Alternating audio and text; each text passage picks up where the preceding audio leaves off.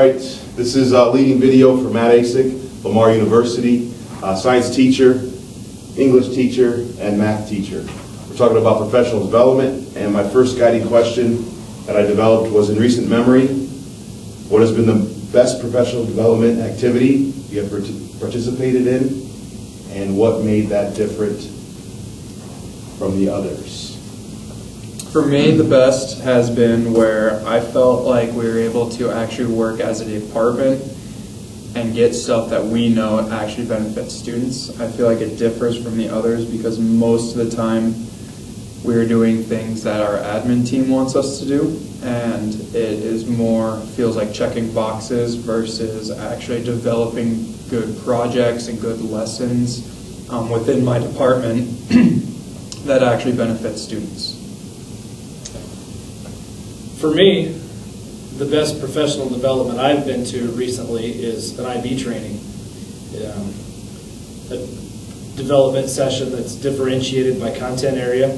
So I had buy-in because it was in my content area, and it was led in a meaningful manner, and overall it was very good. Yeah, I'm going to piggyback off of Casey over there. For me, it was definitely a conference that I attended that was funded by the National Science Foundation.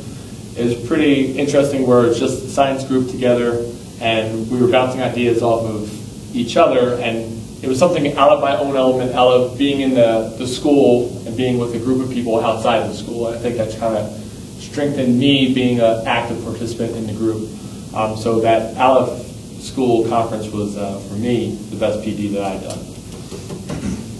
And I'd like to add, anything that we develop or come up with, like directly, that you can implement into the classroom. Mm-hmm. Like if we can, like those, you go to different PDs where you share stuff with each other, and then you use that in your classroom. Like, here's a cool lesson. This is what I did. Here's all the stuff that made it work. Right. And that's always beneficial versus like checking boxes or doing some mandate that is sent down from district because they have to check their boxes to meet whatever state criteria.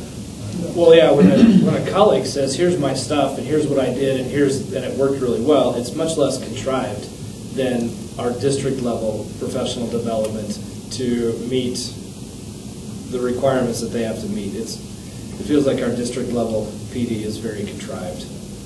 Yeah, I would agree with that. All right, number 2, in your view, what are the most essential practices to being a quality teacher? I said one of the most essential practices, there's two for me. One is relationship building. That to me is a big indicator on the quality of instruction, is building those relationships. And they're honest relationships, unlike, oh, I know the kid's name or I know they play basketball. It's really, do you know the student? The second thing is more educational basis, the use of formative assessments in the classroom. It's one thing to say, yeah, I check to make sure every kid knows what's going on, but another thing is, what are you actually doing in class to ensure that each kid knows what's going on, as opposed to just looking at a homework or randomly thinking that you're talking to every single kid. So those are the two for me for quality instruction. I like the first one a lot where, yeah, you do need to actually get to know your students outside of the classroom and inside the classroom. I think extracurriculars help, but really you just need to know who they are. And so my biggest thing is, even if the student doesn't like my content or like my class, I have a good enough relationship with them that they're at least going to show up every day. And it's not a class that they want to ditch. And then once you're in class, figuring out where each student needs help, whether that's formative assessment, how you differentiate, whatever you're doing, you need to be able to kind of track students and figure out what can I do to help this student the most, because sometimes that's different than helping the entire class. I don't really have anything else to add other than, to me, they're both one and the same. By the process of creating and developing your relationship, you are assessing their knowledge and showing them that you care that they learn. And so that strengthens the relationship, or if they get the message that you don't care if they learn, then it weakens the relationship. So essentially they're one and the same. And from my perspective, the only thing I would add is a teacher's got to know their content. Kids will see right through a teacher that doesn't know their content. I look back at like what teachers that I had stand out and why do they stand out.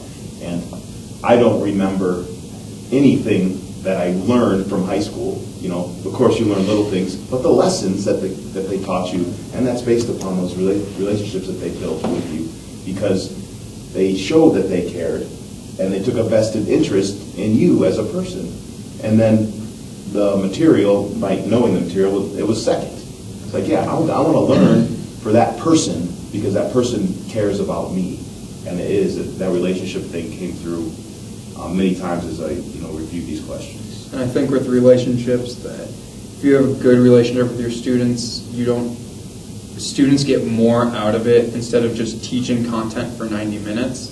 If you break it up, and I mean, you may get sidetracked getting to know your students or joking around with them, and then getting back to the content with just a little brain break in there, they actually do better than just sitting, all right, sit down and let's go. We got 90 minutes to get through this. Right.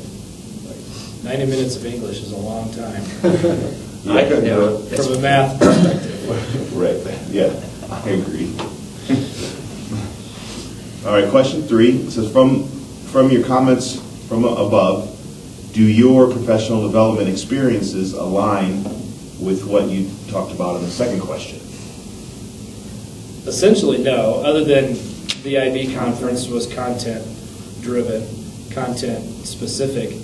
But as far as relationships, we do some formative assessment, professional development, but it's not the formative assessment, professional development that makes a teacher good at formative assessment. It's the relationship building that makes a teacher good at formative assessment. And so the answer is no. There are no relationship building professional development courses offered. It's almost I like- would say, at least with content, though, you can start to develop those good lessons where it's just instinctive to do formative assessment, where as you're going through a really good lesson, even without necessarily setting it aside, you're going to pick up on those cues.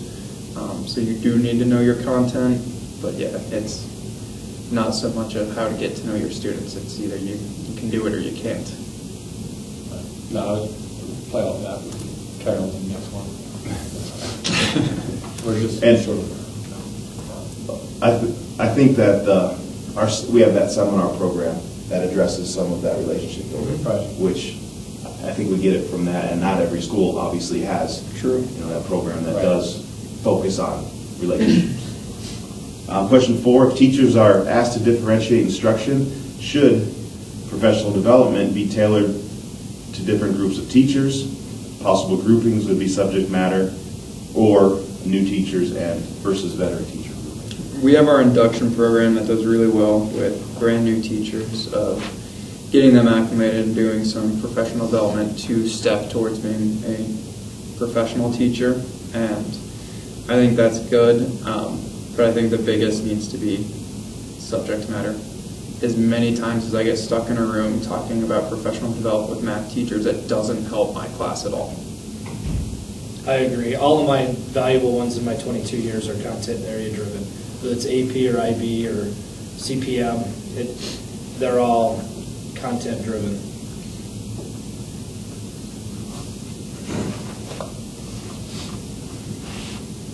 Number 5,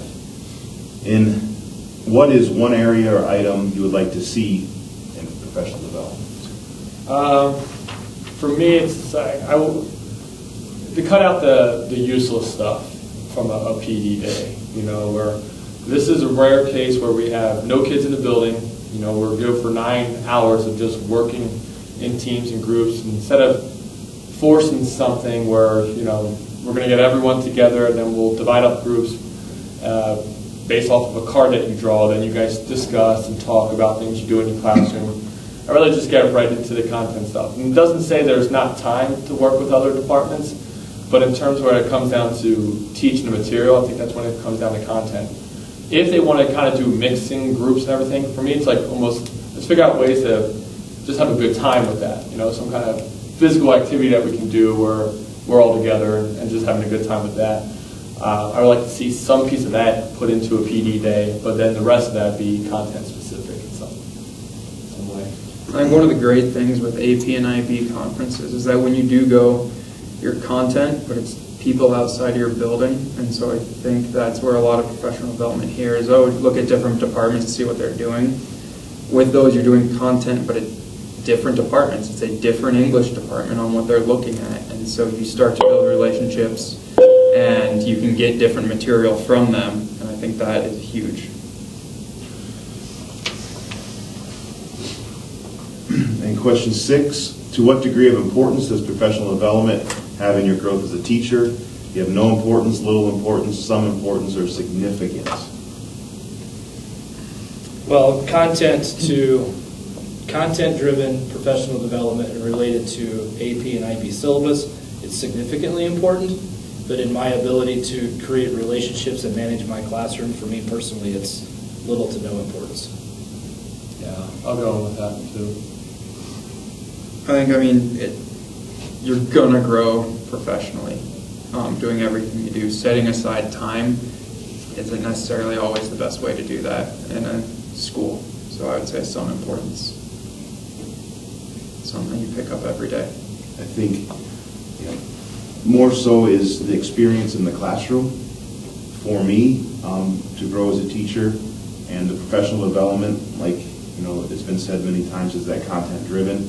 And if we could increase relationship building and show some of the younger teachers how important that is, I think that would be one way that I think they would benefit and grow as a teacher if they did have some sort of, this is how can you build a relationship? What are some specific things? And share that from a veteran's perspective and say, these are a couple of things that you can do to help you build those relationships and show the kids that you care. One thing I would like to see though is like you're going through this admin program is instead of PD being like these designated days, like PD is money set aside so you can take an online course or something. So you're learning outside of just in the walls of the school here. That'd be something to look into instead of pumping all this money into the PD and their offerings, and they offer a ton of classes. Wonder how many people actually take advantage of that. Would more people take advantage of, let me go online and take a University of Phoenix class or a Lamar class or something like that. Right. Anything else? Thanks, man. Thanks, Thanks, appreciate guys. it. Yeah.